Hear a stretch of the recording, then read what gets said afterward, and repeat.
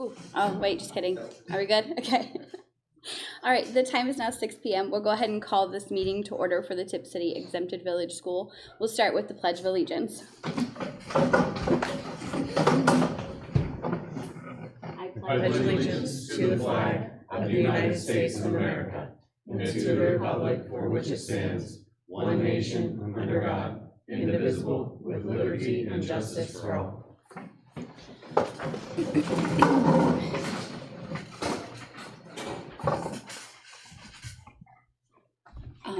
Mr. Stevens, will you please call the roll? Mrs. Drum? Here. Mr. Maines? Here. Mrs. Dillard? Yes, here. Mrs. McMurray? Yes. And Mr. Thompson? Here. All present and accounted for. We do have a quorum and can continue the meeting. Awesome, thank you. Next item of business is approval of the agenda. At this time, I would take a motion for the approval of the agenda. I'll move that we approve the agenda. Moved by Mr. Maines, I'll second. seconded by Mr. Thompson to approve the agenda. Is there any discussion? Okay, hearing none, we will proceed to vote. Maines? Yes. Thompson? Yes. Dillard? Yes. Drum? Yes. McMurray? Yes. Okay, motion passes. Discussion items. First, we're going to start with bond presentation. Mr. Moran, I'll hand that off to you. Yeah, sure. Tonight we're going to talk about some financing scenarios for the bond due to the change with moving from ELP program to CFAP. We've invited a representative from Bradley Payne. This is Mr. Zach Logan. He has been working on the numbers with us, and he's going to provide some information for you. The attachment that's here on the screen is also attached in board docs if you'd like to pull that up for yourselves. And I'll turn the time over to Mr. Logan. Thank you, Dave. And just so you know, so back in, this was last calendar year, I think we approved Bradley Payne, who is our municipal advisor, and we have Baird Financial is our underwriter. And we work together along with our attorney in order to sell the bonds. That's the process we need to go through. And Bradley Payne, again, municipal advisors, their sole purpose is to look out for the district. They have a fiduciary responsibility, I think that's the right language, correct? Yeah. To look out for our best interest, to make sure that we're getting the best rates, the best everything, terms and things like that. So I just wanted to make sure everybody was clear on that, because not every board member, I think, was part of that process. Thank you. Good evening, everyone. Appreciate the time this evening to share some updates as Superintendent Moran outlined, as well as Treasurer Stevens. From a 30,000-foot perspective, what you're looking at on the board there and what's in front of you, the district back in March approved an $87 million roughly bond issue. And that was going to be funded, as Treasurer Stevens said, through the L program. And thankfully, well, excitingly, the district was able to leapfrog in line with the state and is now in line for its CFAP application, which means that the monies that were going to come 5 to 7 years projected are now coming immediately. And by that means we're able to downsize the project and the borrowing capacity, and therefore the debt weight off the district significantly. In round numbers, the $87 million project, which was slated to complete phase 1 of the master plan, just being the campus theme for the elementaries and the middle schools, is now being targeted, and I know Superintendent Moran is going to give some more detail on that, at roughly $68.7 million. And that will encompass both phase 1 and phase 2, which will also include the high school as well now in those renovations. All in all, when you do round numbers, that red number in the middle column at the bottom is a projected savings from a par amount strictly, not the interest that would be charged over the life of the transaction of approximately $18.3 million. So very exciting. I've been doing this for 20 years. It's the first time I've seen this sort of stars align, if you will. So very excited for the district to have this opportunity to accomplish the entire plan and sell an incredibly less debt. From a means of a schedule, we're currently in the midst of the rating presentation and preparing to discuss with Moody's It's one of the two rating and agencies that rate municipal debt. We'll be taking that to them in approximately a week for them to do a credit analysis. The reason we do that is to lower the cost of borrowing for the district. So they put a rating on the bonds, which investors turn and look to and assign rates, interest rates to over the life of the debt. So we're in the midst of that and also working through an offering document that's called an official statement, which is roughly 35 to 50 pages of district-specific information, followed by a lot of financial information about the district that investors will also look to. So once we have the rating, finish the offering document, we put those two together, put those out to investors in the street. Superintendent Moran outlined Robert W. Baird is the underwriter for the transaction. We'll be interfacing with those investors. And we're currently on target to price in early August and close in mid-August, at which time the funding will be complete and the projected project fund of roughly $68 million will be received by the district and the projects can start to begin. That's what I had as far as topics to cover. I'm happy to answer any questions that any of you might have or turn it back over to you. Can you explain a little bit just how the sale of the bond process goes? This is my first time experiencing this type of thing, so I'd like to have a better understanding of that.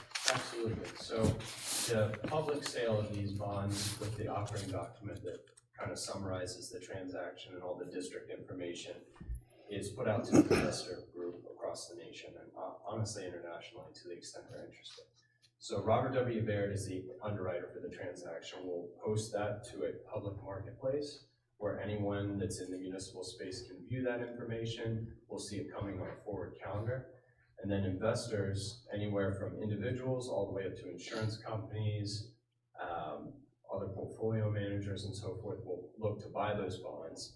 Our job as Superintendent Moran outlined at Bradley Payne as the district's advisor is to work with Baird to make sure that we get the lowest possible cost of funds across the board on the transaction.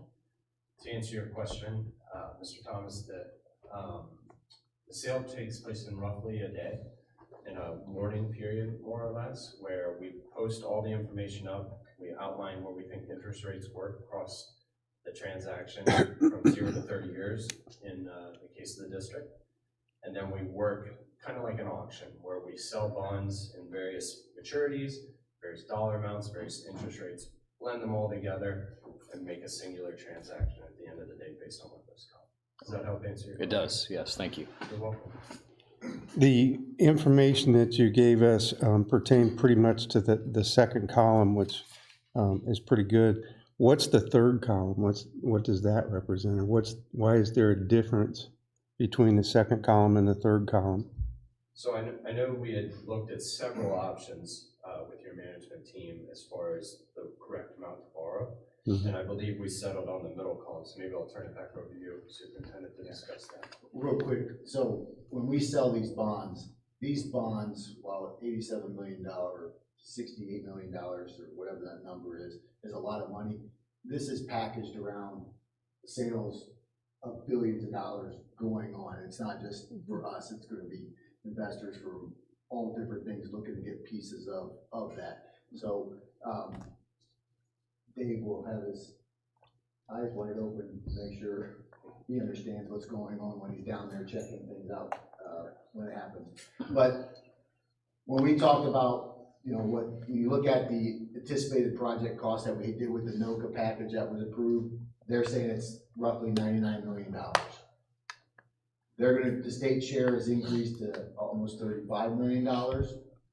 And you have the local share plus our LFIs was about $14 million. And we thought a 5% contingency, because we're doing everything at once now, including all the demolition, Broadway, all the upgrades, everything's gonna be done at one time. A 5% contingency is given the volatility that's in the world right now, is reasonable to have. And if we don't spend that money, we can put it back. And we can give it back and lower the interest rates even more, or not the interest rates, the millage rates more. But that's what that is. And we just had discussions about 5 million, 10 million, keeping it at 63 million, but we think a 5 million contingency is very reasonable and probably responsible, because while we're allowed to do 87 million because the voters said that, we can't go back. Once we put this out for bond, I don't want to go back and say, well, you know, we want to collect more money now. We want to do it right, and then I'm hopeful we can do it cheaper and better, but I want to have that contingency just in case we run into some major issues. So just for confirmation, the last column is the contingency column, or the No. contingency is built into the 68? This the 5 million contingency is built into the middle The column. middle. So, I'm The sorry. last column is a $10 million contingency. Okay, thank you. Okay. So we're not doing the $10 million, so, I okay, think the Okay. 68, That makes a big 68, difference, yeah. 177 okay. is a good number. And Okay. again, this estimated millage is all based on interest rates that, you know, when we did this, they were on their way up, and today, the last 2 days, they've been on their way They're down. going, So yeah. we don't know what we're gonna get. It could be a little lower, it could be a little higher. Hopefully, they go lower, for our sake in 2 months, that we'll be able to sell them at a lower interest rate, just means the millage rates will even come down further. But Okay, that's, thank you. again, to be seen. Overall, the dollar amount that we're going to actually go out and sell in bonds is much lower than the originally anticipated $87 million amount. Mhm.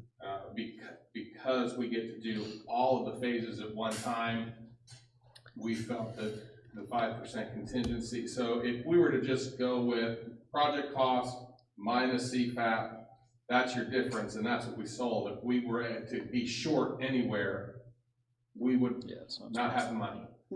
So we felt that, so that's where Mr. Moran came up with the $63 million number. 68? Well, the 68 is adding that contingency. Okay, Adding that, so it was a Got it. $100 million Okay. project. So Oh, yeah. we add that contingency, and he feels, we all feel that 68 okay, is that magic number that we can get this. If there's something that goes wrong while we're doing the abatements and the demolition, or if while we're putting things in at the high school, we find something, that $5 million contingency is there to help us. Okay. There was a thought of, hey, $10 million is still less than, that's still less than the 78 million, or the 87 that was approved. But Mr. Moran and I felt that $10 million was just too much. Yeah. I mean, yes, it is lower than what was approved, but it's not, we didn't feel comfortable going to the community saying, hey, the state's now helping us more now that we're working in together with CFAP, but we're gonna take out as much as we possibly can, just in case. I felt that an extra $5 million was too much. So we're trying to be fiscally responsible, yet be prepared for what could come up in the future, and we felt that that 5% contingency would be a good number. So you can see down below, column 1, the estimated millage. This was the bond, this was the millage that was stated during the vote, 8.68 mils. Moving down to the 68,707 number, you can see that the estimated millage at the time that these numbers were run, May 20th, that the millage went from 8.68 down to 7.14. That's a big savings for the district. But if we went to the $73 million number, you can see that that millage goes back up higher. We're hoping that interest rates continue to go down a little bit more, and so that we can get that rate hopefully a little lower, because I'm not sure what rate was used when we did this on May 20th, but as Mr. Moran said, they've actually gone down some since then.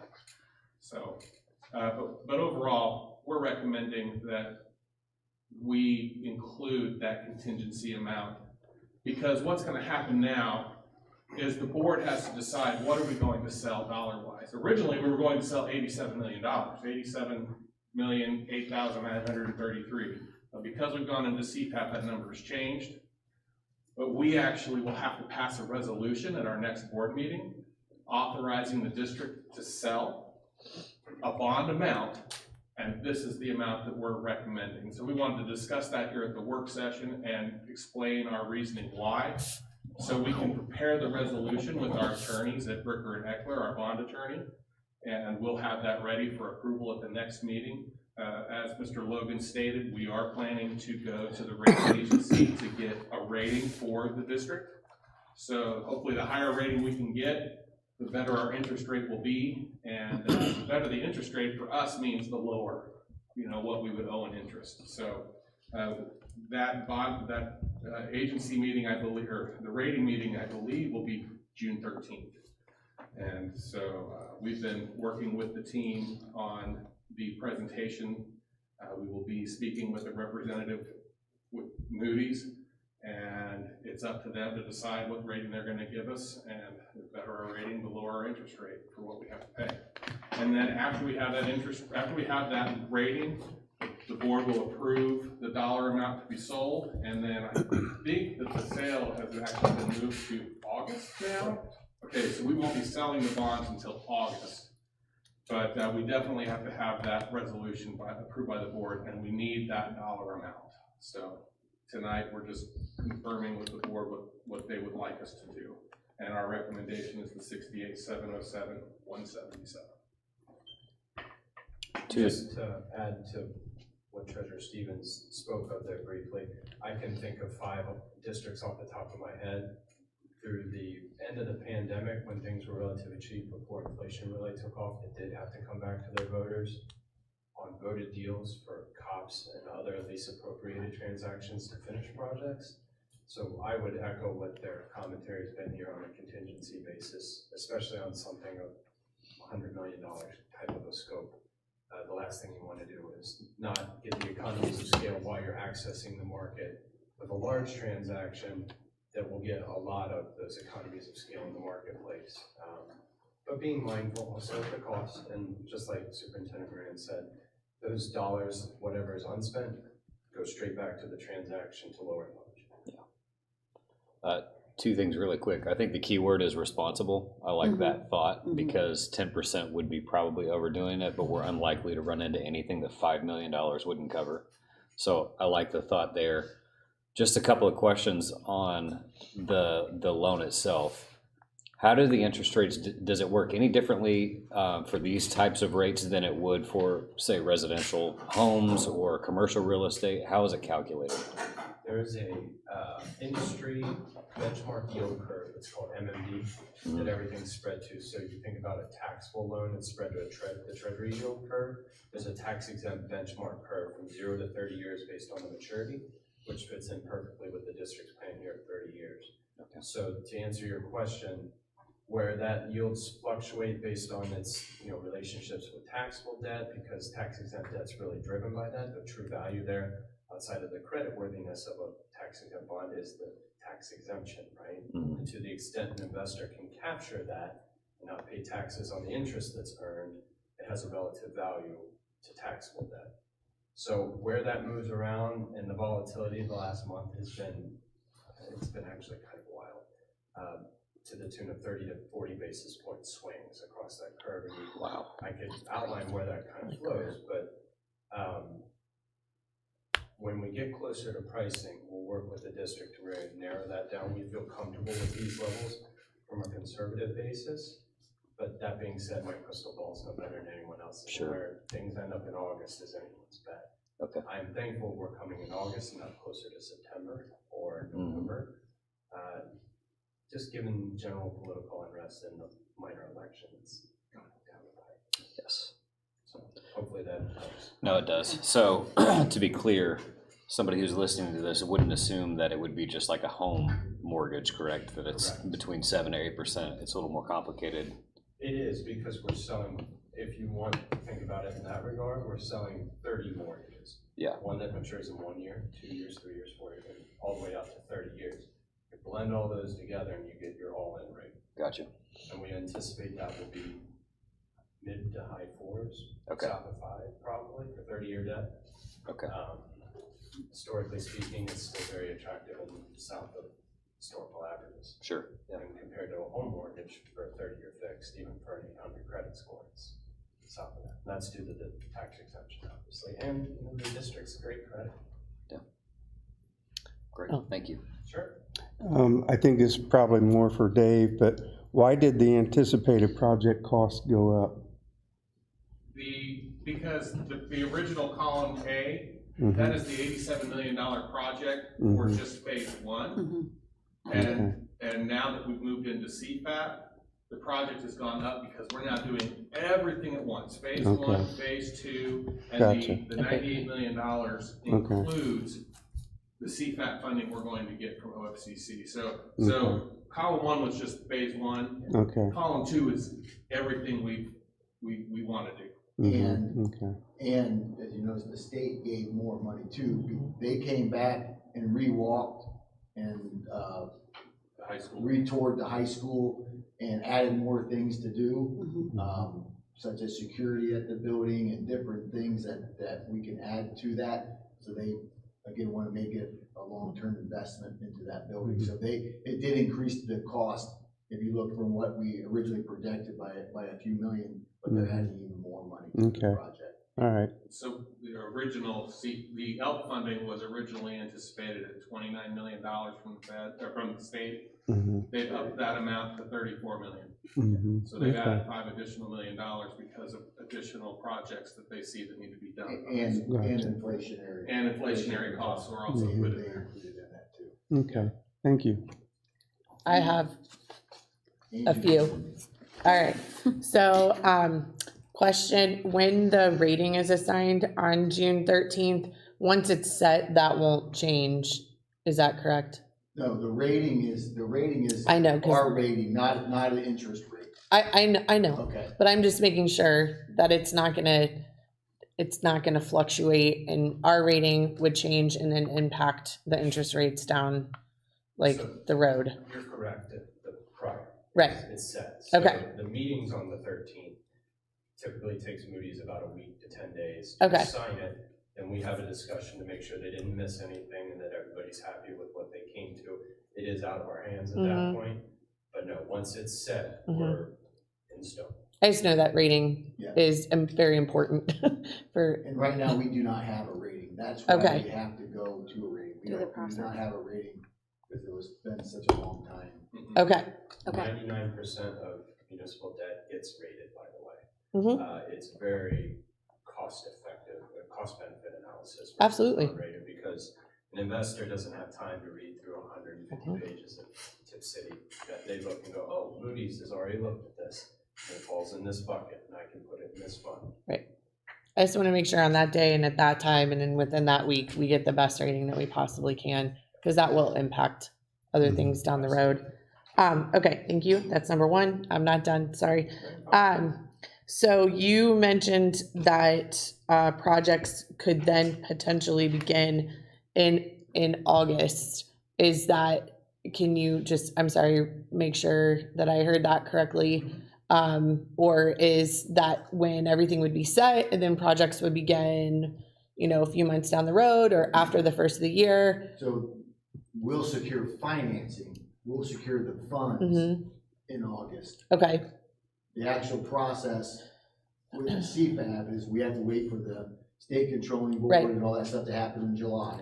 Then we have to do RFPs, RFQs for construction manager and architect. So that won't happen until September. okay, It won't be finalized until maybe September. okay, And then it's still about a year of design right. and. That's what I was wondering, Some months. because when you said projects could begin, I'm like, we haven't even settled on a design. So that was my question with the state coming in. I didn't know if they were trying to push that design timeline up and try to hurry. And I think I speak for everyone here. We want the best that we possibly can have, and I don't want to rush that. So that was kind of my question. Yeah, the funding is. Okay, cool. Thank you for clarifying. It's okay. So, And once that's set, by the way, it's all fixed rate debt. okay, No variable rate fluctuation, the district will no longer be exposed. Once we call it price, set the rate in that marketing period, it's set. And then we give a 2-week period to prepare closing documentation, and then actual closing and funding hits, and everything's in stone for 30 years. But we'll also have an optional redemption provision built into the bond where you can refinance. So it's not like a mortgage where you can refinance at any time if you felt like it. right, There'll be a fixed lockout period of somewhere between 7 to 10 years where that rate is what it is. and at which point down the road, we can look at opportunities to refinance, hopefully get to a more normalized yield curve, save taxpayers potentially more money. But that's down the road. Which is exactly What we did with the our high current school. one, yeah. Right. We've refinanced a few times to Mhm. capitalize on lower interest rates and save funding. Right. So, and just to confirm for everybody, I've said it before, but December 2024 will be the last bond payment on the high school debt. Yes. And So that goes with one of the questions that I had with the change in the funding. Will the so I know that the high school bond ends December 2024. Will this one still begin then January of 2025? Yes, it will. Okay. Hang on, I'm not done yet, sorry. No problem. I'm like Kyle, you know, I know probably enough to know a little bit, but not enough. So you mentioned closing, and we know when you close on a home, you have closing costs associated with that. Is that something that's included within this, or is that something that we as a district or come to the table with? It's all built in. It's all built in. Everything's built in. Awesome. All fees, everything. Everything's, yeah, everything's been included, even in that original one, sorry, I'm talking, but even in that original plan, all of that was included Perfect. on the front end. Because I wasn't sure, if, you know, I didn't know how that would impact us. That's awesome to know. And I have one last question.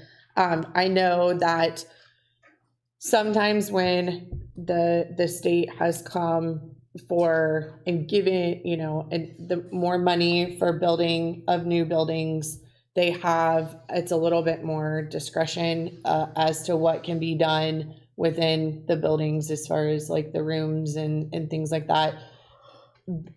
Will we, I mean, I know we have a year of design, but will we still have, even though they moved us up to the top, will we still have, I guess, more flexibility and ownership on that design process? I don't think the extra money, I mean, OFC is gonna have more of a involvement, they're gonna be more of a partner in this process, so that's why once the process of getting final approval through the state controlling board or whatever that financial part is, then they'll be helping in selecting the CMR, in selecting. Okay. They'll be working with us in design, they'll be working with us in every aspect. They'll have somebody there with us throughout this whole process versus where the ELP was more like, we'll check in every once in a while. Right. I met at the ribbon cutting for the MVCTC. I met their OFCC team at the ribbon cutting. So yeah, it's a whole team. I just wanted to make sure that we were still gonna have, you know, proper ownership on what's best for kids and with the educators as well and their needs. So cool. I believe so. Cool. All right, I'm done. All right. Sorry. Thanks. Cindy? I don't really have a question. I'm just overwhelmed by that all those bonds can be sold in one day, you said? One day. So So it's kind of like a market or something? yeah, just this week, 13 billion across the nation was offered and sold. And in a traditional year for the industry, somewhere between 350 to 500 billion gets priced. So don't get me wrong, this is a sizable deal, and it's going to capture a lot of economies of scale, because when investors look at bonds, they want to have liquidity and a good credit and several other things, and $100 million, even if it's $68 million, is still got good liquidity. And what I mean by that is if they get in a position where they need to sell to raise cash, $67 million people out there that could potentially own that bond if you follow it. So no, that it's a good sized transaction, but there are several $billion-dollar deals getting done every week. It's a very high functioning marketplace, and all that does transpire in about 2 hours actually, where it's offered. And it's really neat to watch where the transaction takes place, but there's a lot of lead time before that, a week or two, where investors are looking at and preparing for it, and then they come to work that day and they go, like, Tipp City is selling their bonds today. We need some maturities in this kind of a duration. What are the interest rates there? Does it make sense? And then they'll put their orders in through there, compile all those together, and look at the book, and settle the rate and blend it all in. Yeah, we're just lucky that it's not me having to do this all by Right, myself. yeah. I'm very thankful for having somebody who knows what they're doing. I'm very thankful for that. And I just wanted to point out one other thing, especially for all of our citizens here in Tipp and taxpayers. So I did some simple math, 18,301,756 of 87,008,933 is 21% savings to our taxpayers. That's a huge savings. Mhm. It's like we're getting the school on sale. Yes. Yes, I like saying. And then, Phase 1 and phase 2. Yeah, I mean, I think also. that's, Oh. yeah. yeah, in addition to that, you're not paying interest on that. So Right. that's about- Exactly. That's about That's another a- 18 million roughly, Yeah, that's not gonna be collected In interest. in interest. That's great. Mhm. It really is one of a kind. it's really spectacular. Yeah, So are you saying you don't see this often? First time I've ever seen it in 20 years. Fantastic. Yeah. That's great. Good job, us. Well, again, we did this because nobody's passing bonds. Yeah. This Right. community passed it. If we jumped the line because of those things. Right. If we hadn't passed it, we wouldn't be jumping in and they'd be putting us in front. Yeah. They have the cash, so they want to spend it in the state. We're just fortunate That it's all fell into place. it's all in place. And Tipp was one of 3 in March that Mhm. passed. Yeah. That was pretty It's fantastic. It worked out well. Awesome. Awesome. All right. Thank you. I'm good. Any other questions? No. Awesome. Thank you so much. Thank you. Thank you. Thanks. Okay. Next discussion item is going to be our athletic handbook. Mr. Kramer, am I handing that off to you? Yes.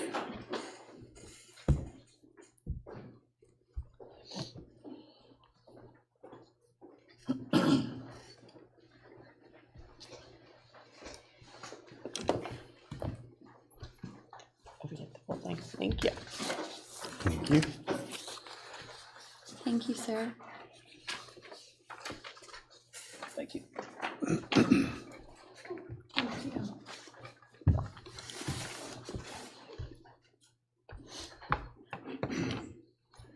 Well, good evening. The document or the packet that I just passed out to you there's a couple different things in there. The top page is just kind of a summary of what I would like to share with you this evening. The remainder of that packet is just a portion of what we call our athletic code of conduct, which is found within our student handbook. That document is much larger than what I just shared with you. Give or take, it's about an 18-page document. I shared with you 5 pages of it. That's kind of going to be the discussion that I would like to have this evening. So last spring, Mr. Moran and I met to discuss a couple issues that we felt like we were having with our athletic code of conduct. And he asked me to form a committee to review that document and to make recommendations, if you will, to our board for suggested changes to that document. It is my best guess that the athletic code piece of that handbook had not been reviewed in somewhere between 10 to 12 years.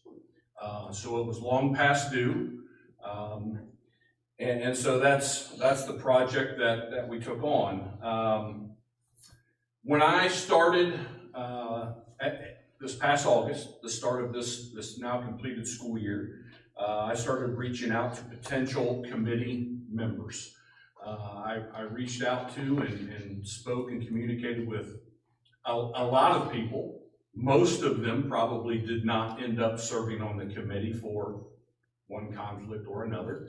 But I did share with you there on the summary page that ultimately what we did put together was a committee of 12 people.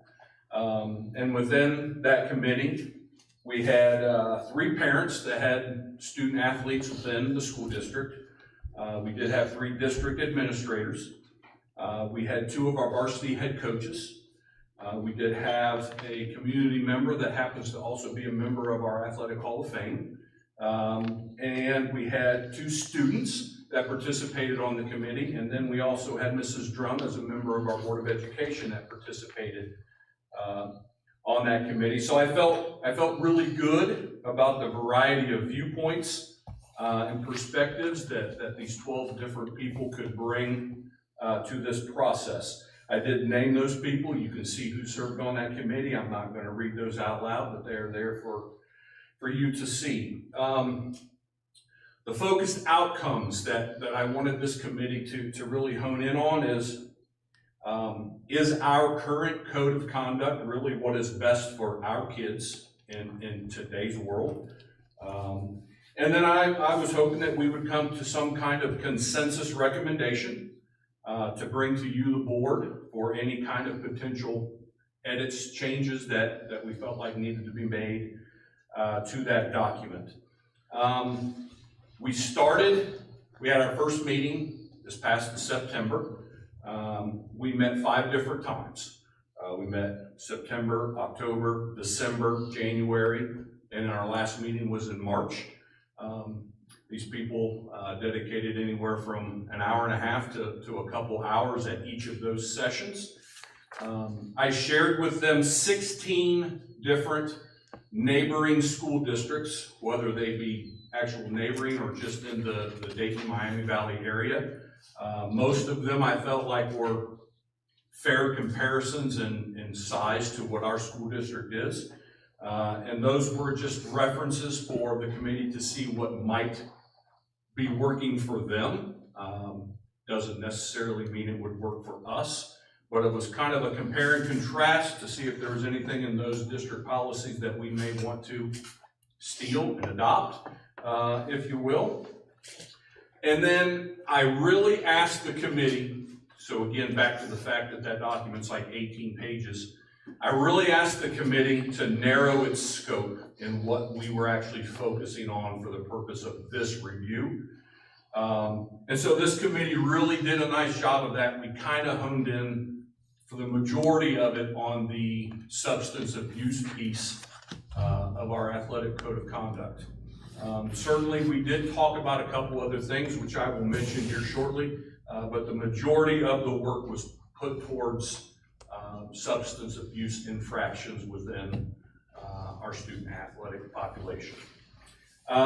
So ultimately then, I have listed there 6 recommendations that the committee decided that we wanted to bring to you, the board, for your consideration for possibly changing within our athletic code of conduct.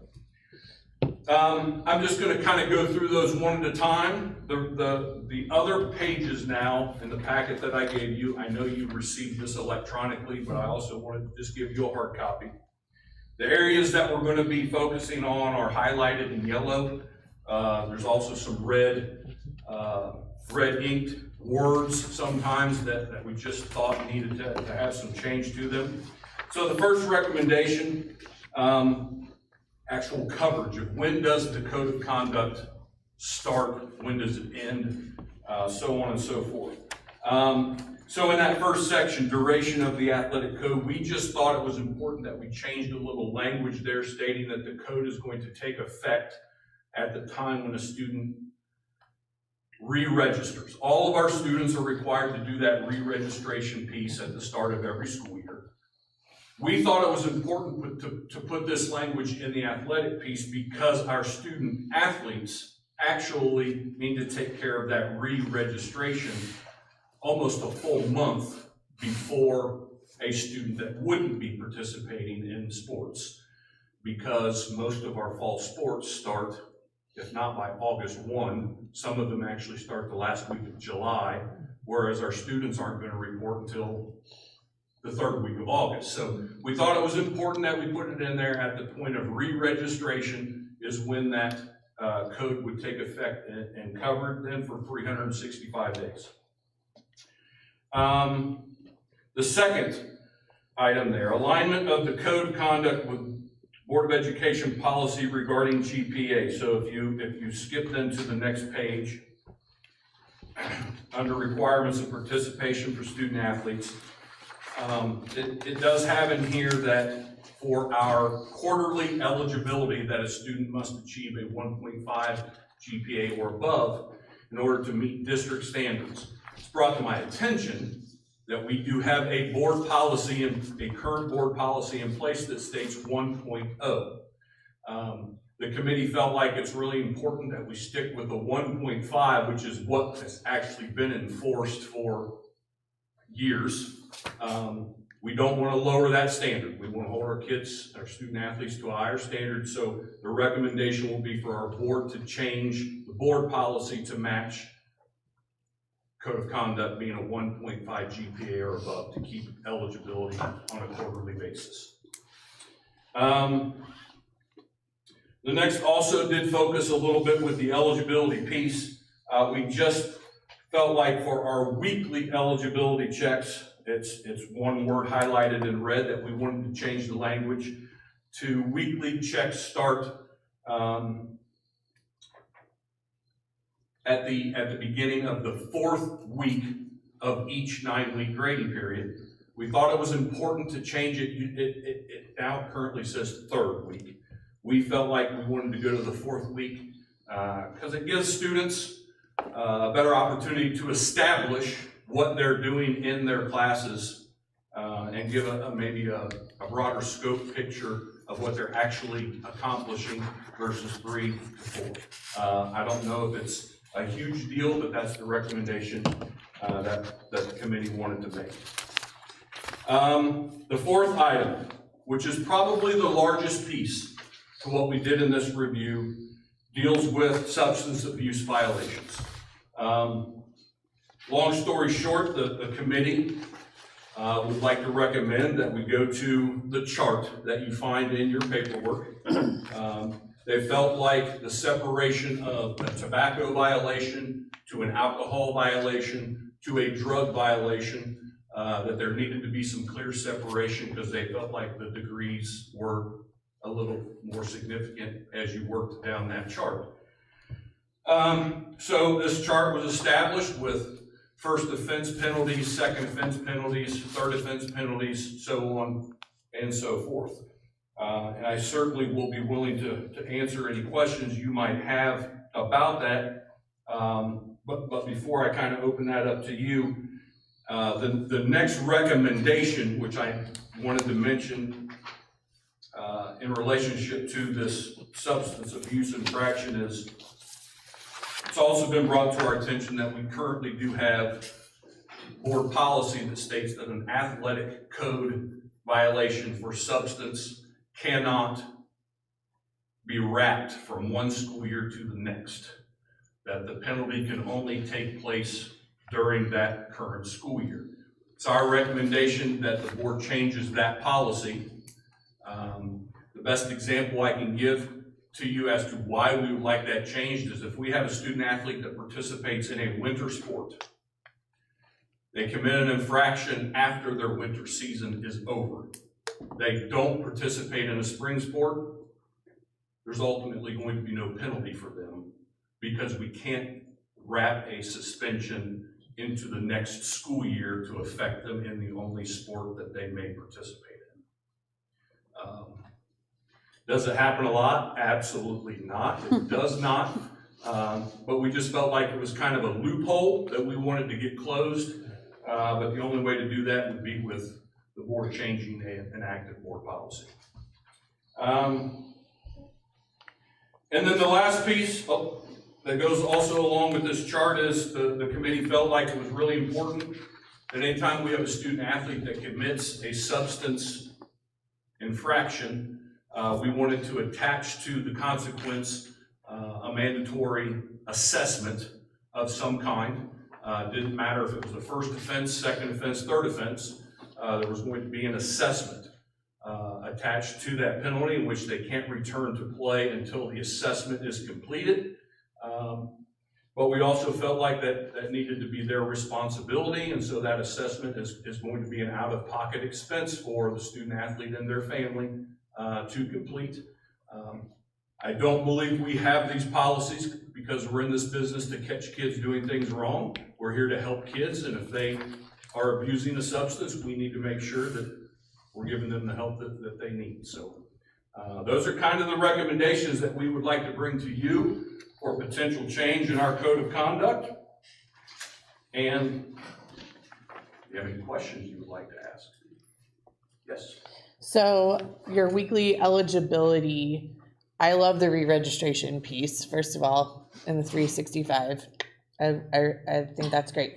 The weekly eligibility, it simply states currently with the change, this weekly policy will not be in effect until 4th week of each quarter. But you mentioned beginning, and I think that the beginning and the end of data collection for grades could be varied from the Monday to Friday. I also think that, you know, this goes without saying, but I think it would, you know, our education staff needs to be held accountable to make sure that those grades are updated in a timely manner and appropriately instead of holding on to grades. I know that, you know, I can think back of an educator, you know, that I had to be like, well, I won't put any grades in until The end of the quarter. at the end of the quarter. And, you know, that's not doing our kiddos any justice. So, so I guess my recommendation is, you know, based off from the committee feedback, you know, you just say 4th week, is that beginning of the 4th week? I know this is probably trivial, but in some ways it's not. Beginning of the 4th week, end of the 4th week. So currently, Mrs. Copley and I run our first grade report on Friday at the end of the 3rd week. Okay. Each 9-week grading period. Okay. So I'm assuming that we're looking at just transferring that 1 week. So we're looking at the Friday. The end of the 4th. Okay. Of the 4th week of each 9-week grading period. The committee did discuss concerns about the weekly policy from the standpoint that sometimes grade books aren't as up to date as we would always like them to be, and so it isn't giving a 100% guaranteed true picture of what that student athlete is actually accomplishing in the classroom. Right. That's a work in progress. I Mm-hmm. think we need to continue to address that, and hopefully we can get all parties on board. So, and sorry, when I worked in a school district, this happened. So they pulled grades, they weren't eligible. Teachers put grades in over the weekend and then poof, you know, they're eligible. What happens at that time? My general practice has been we run the grade report on a Friday. We identify what students are on that list of being in jeopardy. Mm-hmm. I meet with those students one-on-one first thing Monday morning Mm-hmm. to inform them that they have now been identified. Prior to them arriving to my office, it's pretty safe to say that Mrs. Copley and I, or both of us, both of us, have looked at that report again. And it has happened where a student on Friday Mm-hmm. was not in good standing and a student Monday morning was in good standing. Yep. It has happened. Yep. So we are giving them every benefit of the doubt by checking and rechecking. And then, so if over the weekend they became eligible, then it would be a, you know, let's stay here, you know, conversation versus they would not officially be on probation. Correct. Okay. I'm just asking because I don't know. Is there any kind of study tables or tutoring that's offered for those students once they are placed on probation? It has depended from year to year whether we have had the staffing, the supervision necessary to have a mandatory study table, if you will. This past year, we did not Okay. have anybody willing to do that, so we did not. Year before, we were running that at like 6:15 to 7:15 a.m. 2 mornings of the week for anybody who had been identified on this and been placed on academic probation. A student's going to serve 1 week of probation, which really means no penalty. Right. Still allowed to practice, still allowed to participate, but we're going to run that report again the following Friday, and if they're still on it for the 2nd consecutive week, that's going to put them into an ineligible status for 1 week. Okay. And if we have students that become then repeat offenders, back-to-back weeks, they have been declared ineligible, it's going to end their season effective immediately. if they serve a week of ineligibility, earn and get those grades up and earn their way back off of that list, then slate's wiped clean, and we continue to move forward. Okay, sorry, just another one. On tobacco, third offense, there's a number 2, but there's nothing there. Is that, I'm sorry, it might just be a typo. I just want to make sure that we didn't miss, it's in the digital document as well as the printout. Yeah, I don't think there's anything for But there's that. nothing, it was No. just a typo. Typo. We just need to remove the 2. Okay, Could be a typo. it's all good. Because there's only one in everything else, I would assume so. Well, And I don't remember there being something else that was added for third offense. for third offense with Tobacco. alcohol and drugs, a third offense is Total denial. the end of their career. Right, so it's Yeah. probably just So a it's typo. probably the I same just wanted to make as- sure that it wasn't something Yeah, I that we thought weren't it was the missing. same for all three of them. And then just for clarification, and then I'll be quiet and yield to my colleagues. The one that you talked about, the 1 calendar year, from the date of offense that would require a board policy change. Just to clarify for those that may be listening at home to this meeting and aren't looking on board docs at the document, that is for selling, dealing, or supplying substances. That's not simply using. So I just want to make sure that it was understood that it was for under letter C, selling, dealing, or supplying substances, including alcohol, drugs, and tobacco products, including e-cigarettes. That was not, that first violation for 1 calendar year from the date of offense was not for the other ones. Yeah, for a first violation, no Yeah. matter which one it is, Yep. it's a percentage. And Right. and those percentages are a little different than what we have had in the past. Mhm. But yes, a first offense is not going to end your season, but it's going Correct. to cost you a portion of it. Awesome. I just want to What make about sure if it's a criminal case, if they're selling, dealing, that that's, sounds criminal to me. Which is also a part of the code of conduct, but it wasn't necessarily the focus Of this. what we were trying to accomplish with this review. I think there are certainly other portions now that we are ready to possibly then tack and review those. But yes, the piece in there where a student athlete is named in a police report is still part of what we want to keep in our code of conduct. Mhm. And criminal charges are part of something that's gonna cost them a portion to all of what they would like to participate in. and I have one final question.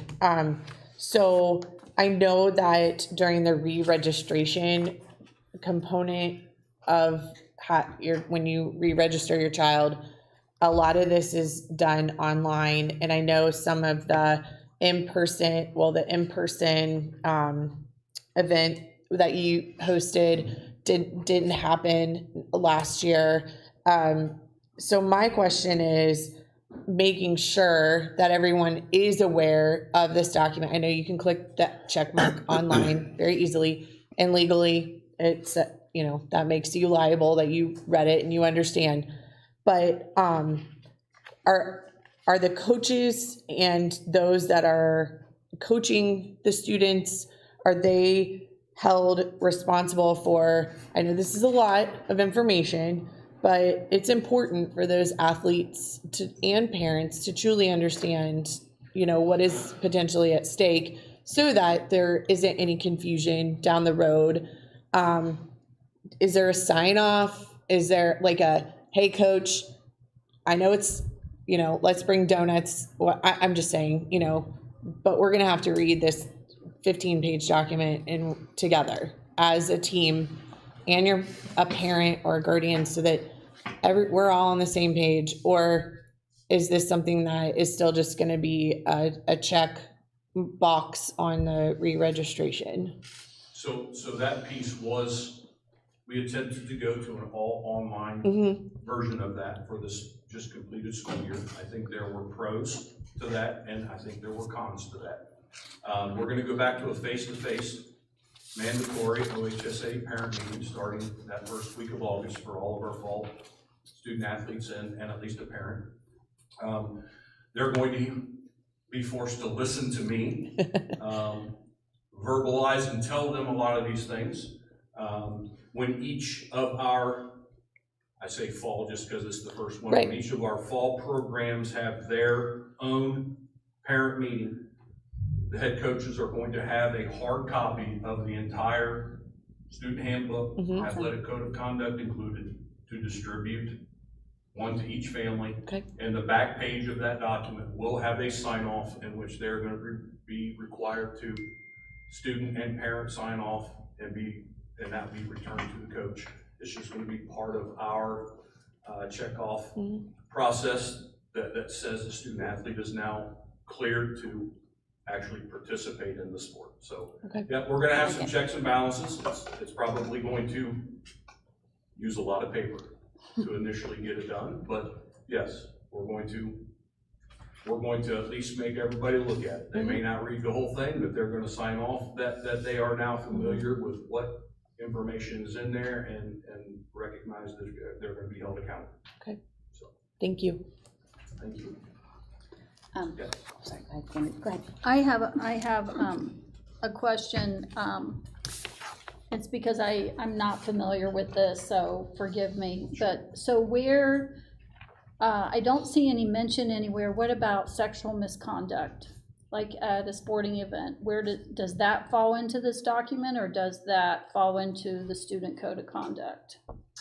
Yes, it falls into both. And it is possible for a student to face disciplinary action in both arenas, being the school and then also within athletics. It is possible that they're getting a consequence in both places. So yes. Cindy, it's in, on page 10, under offenses in the electronic document, examples of punishable infractions. It's number 3, A3. Thank you. And when I went through the document, I guess I was surprised on some of the sportsmanship language. The word that was used was avoid. And I guess I thought the word language should be a little more stern in terms of sportsmanship, that you'll refrain from, not avoid, but refrain from. I don't know, is that something that might be changed? I believe that's one more area of that document that needs to have some serious review done to it. And that document's a very wordy document. It is. I'm just gonna say, I was in these committee meetings and I didn't realize I knew what the code of conduct looked like. I'd seen it at some point. I don't think I read it, but I didn't realize how thick it was. And there's a lot of districts that have theirs smaller, that are more condensed and things like that. But ours is rather wordy, and that's the one thing that we found as we were going through this. Like, so the section that you guys, just so you have a general idea, where we now have the tobacco, alcohol, and drug section, that section alone was about 4 pages. And so we condensed it into these very easy to read tables instead. There's more that I'm sure can be stripped down, but it took a lot of time to like break down everything into parts. So I can see continuing to have, like you said, Mr. Kramer, more meetings where we go over some of these things or, discuss some of the wording. But I personally think this was a great start because I knew how big this document was. So I appreciate all the work. I love that we're going to have the handbooks now. I'm very excited about that because I know I was adamant about that too. And I love the sign off and getting the coaches involved in understanding what their responsibility is for their athletes too.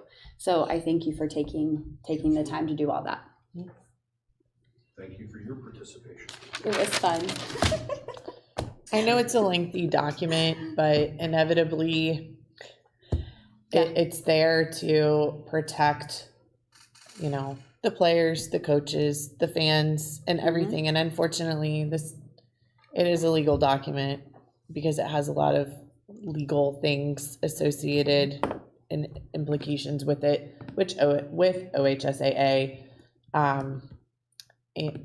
so I think we just, sometimes the words just, even though it is lengthy, they just need to be there. But I do appreciate the visual of, I think that this is, the visual of the alcohol and drug policy is very nicely done. Thank you. Mr. Moran, anything? Thank you. Thank you, Mr. Kramer. So when do we vote on, I'm sorry, not tonight? Not Okay. tonight. Tonight was just to kind of discuss it. Okay. And then kind of move forward in the future on it. Cool. 2 weeks, in 2 weeks. Oh, in 2 weeks? Yeah. Okay. And then I'm making notes. I'm sending an email real quick to myself. And I'm going to attach you to it too for the 2 policies. I know what they are because I was in those meetings when we went over them. But I'm just giving myself a quick note so I don't forget. So give me 1 second, guys.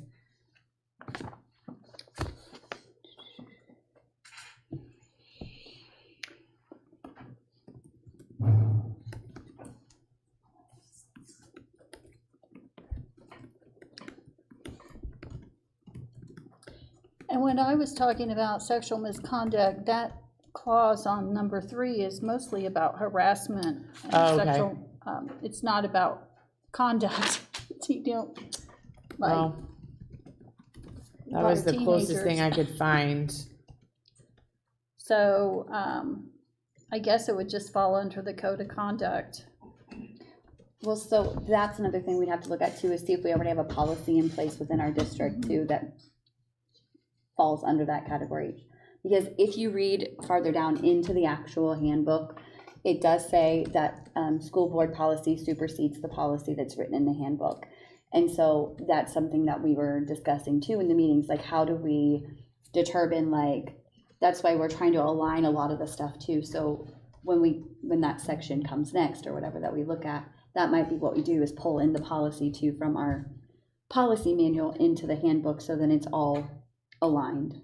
Does that make sense? Okay. Sorry, I'm gonna send that to myself so I don't forget. Okay. All right, next is new business item. It's suspension of contracts. I would entertain a motion for approval of the following resolution.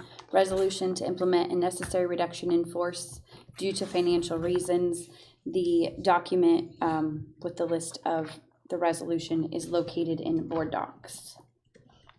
Do I have a motion?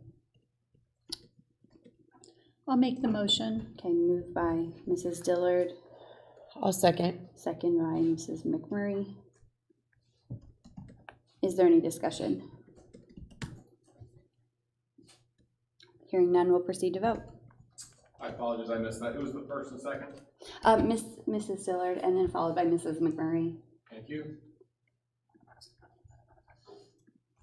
Dillard, Yes? McMurray, Yes. Drum, Yes, Mays, Yes. Thompson. Yes. motion passes. Next motion is next new business item is the Sochi contracts. I'd entertain a motion for approval of the following Strategic Ohio Council for Higher Education contract, utilizing the Ohio High School internship and the Miami Valley Internship Academy grants.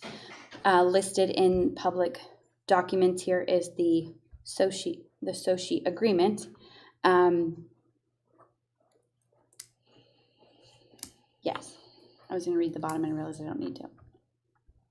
So would anyone like to make the motion for the approval of the Sochi contract? I'll make the motion. I think it's a great opportunity for Hold on, these you can young, speak during. sorry. It's all right. Moved by Mrs. Dillard. Is there a second? I'll second. Second by Mr. Thompson. And Mrs. Dillard, you have the floor. I'm sorry, I looked at the names of all the kids and some of them were at that awards banquet, so I just think it's really a great opportunity. And my father's a retired custodian from Troy. He was from Troy City Schools, and he developed a lot of close relationships through those programs. And he felt like he was mentoring kids, so it's a great opportunity. Mr. Thompson, did you have anything? Oh, I don't have anything to add, no. Mrs. McMurray? I think it's wonderful, and I appreciate all the work that Cassie Barlow and her Sochi team have provided for our students throughout the state of Ohio, but also, you know, that potential for workforce development of needed positions. And Cindy, my dad too, got his start as a custodian at the Centerville Post Office, so. Mr. Maines? Is this, have we done this before? Is It's this the brand first new. time? Brand new. Brand new? Yeah, So, and it's my understanding it doesn't cost us anything, doesn't cost us correct? anything. Yeah, I thought it was a pretty good idea, so I just was This is surprised I just- hadn't seen this before. This is for the IT. Yeah, tech. just for the Right. IT. This one doesn't cost us Yeah. anything. Right, Right, At a later meeting, we'll do an internship for custodians. right. And there will be a cost, but it's much cheaper than if we hired them on our own. Mhm. Got it. Got it. But I think for the tech, you know, and that the potential to have, you know, that near peer once they return to school in the fall and having, you know, that help too, it's such a positive thing. I know some of the names on here as well, and what a great leadership opportunity for these students as well.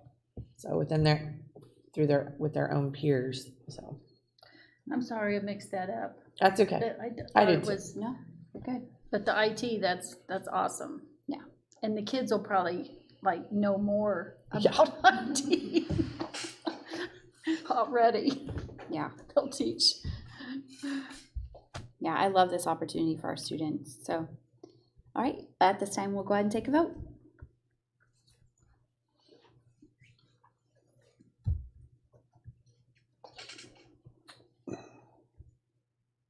Dillard, Yes? Thompson, Yes. Drum, Yes. Maines, yes, McMurray. Yes. All right, motion passes. Next is a motion, okay. Next, there is a new business item for a motion for approval of a leave of absence for teacher Dara Hardiman for a period of 5 years effective April 1st of 2024. All motion. Motion by Mrs. McMurray. And I will go ahead and accept, second it. Is there any discussion? Just a question Mhm. on my end. Is this something that's typical in this space to approve a leave of absence for this long, or? It's for her disability This retirement. is a requirement. Yeah, Okay, This is a requirement. yeah. Mhm. gotcha.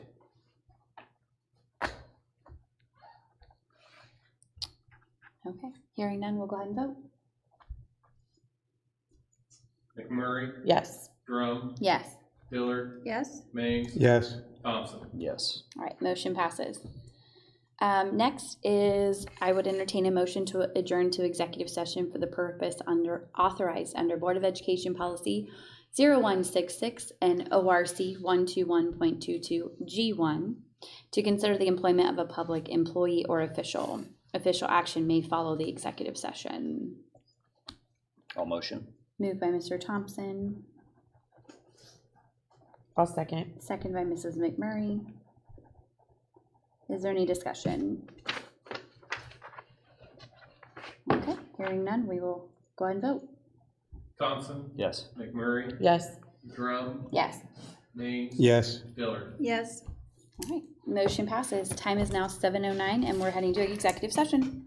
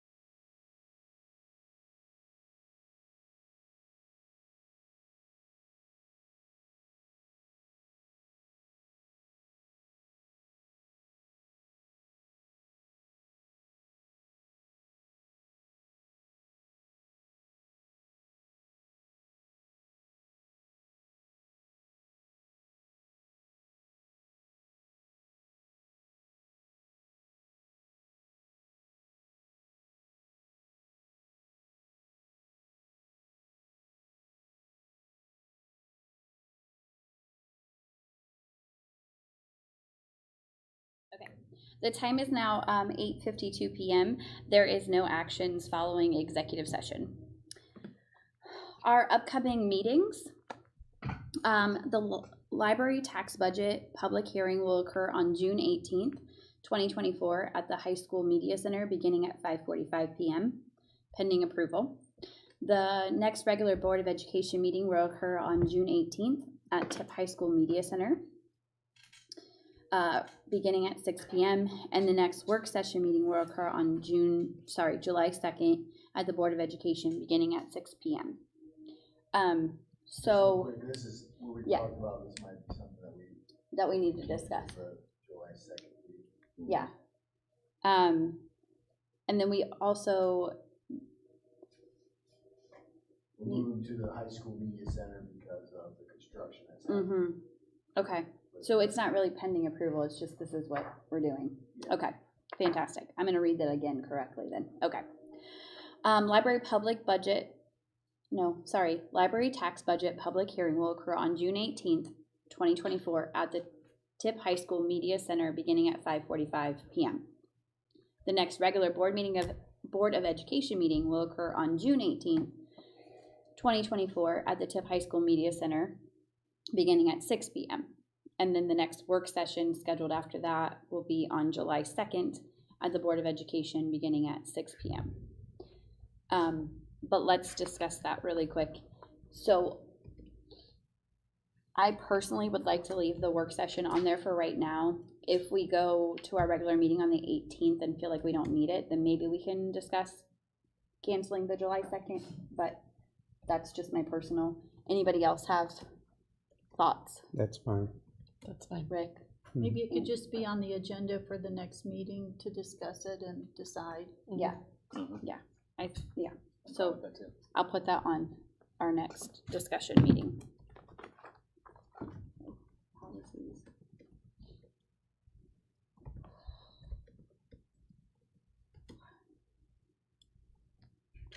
Okay, fantastic. All right. At this time, I would love a motion to adjourn the meeting. All motion? Moved by Mr. Thompson, I'll second. seconded by Mrs. Dillard. Is there any discussion? All right, hearing none, we'll go ahead and vote. Thompson, Yes. Dillard, Yes. Drum, Yes. Maines, Yes. McMurray. Yes.